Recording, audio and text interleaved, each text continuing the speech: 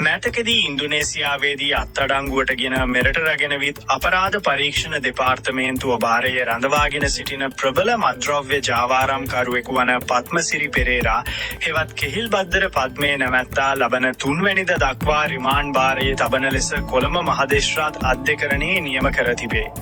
අපරාධ පරීක්ෂණ දෙපාර්තමේන්තුවේ නිලධාරීන් විසින් දැඩි ආරක්ෂක විධිවිධාන මැද සැකකරු කොළඹ ප්‍රධාන මහදේශරාත් හමුවට ඉදිරිපත් කළ අවස්ථාවේදී මෙම නියෝගය නිකුත් කෙරිණි.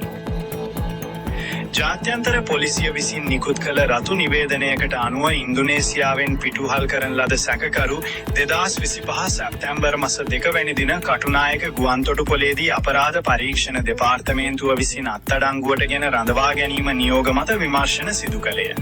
මොහු රඳවා ගැනීම සම්බන්ධයෙන් අවස්ථා කිහිපයකදීම ශ්‍රී ලංකා මානව හිමිකම් කොමිසමද දැනුවත් කර ඇත.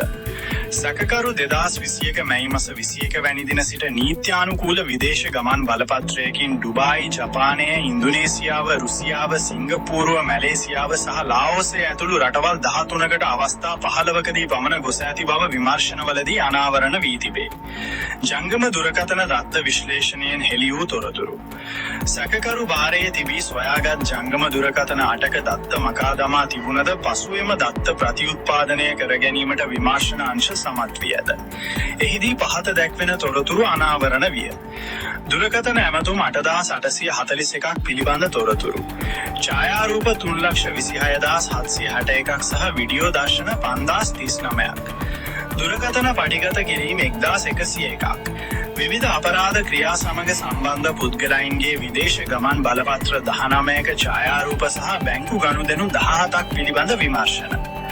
එමෙන්ම සැකකරුගේ දුරකථන දත්ත විශ්ලේෂණය කිරීමේදී ප්‍රබල මත්ද්‍රව්‍ය ජාවාරම්කරුවන් 20 දෙනෙකු පිළිබඳ තොරතුරු අනාවරණ වී ඇති අතර ඒ පිළිබඳ පොලිස් මත්ද්‍රව්‍ය නාශක කාර්යාංශය දැනුවත් කර ඇත.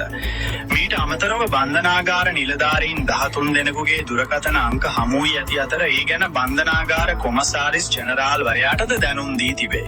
තවද නිලියන් සහ නිරූපණ ශිල්පිනියන් 10 දෙනෙකු පිළිබඳ තොරතුරු සහ දේශපාලකීන් 9 දෙනෙකුගේ ඡායාරූප හා දුරකථන සංවාදද හමු වී ඇති අතර මේ පිළිබඳ වැඩිදුර විමර්ශන ක්‍රියාත්මක වේ. මීට අමතරව මෑතකදී ගිනිඅවි සොයා ගැනීම සම්බන්ධයෙන්ද මොහු ගැන වැඩිදුර පරීක්ෂණ පවත්වන අතර ඉදිරි විමර්ශන සඳහා සැකකරු රිමාන්ඩ් භාරයට පත් කරන ලෙස අපරාධ පරීක්ෂණ දෙපාර්තමේන්තුවේ නිලධාරීන් අධිකරණයෙන් ඉල්ලා සිටියේය.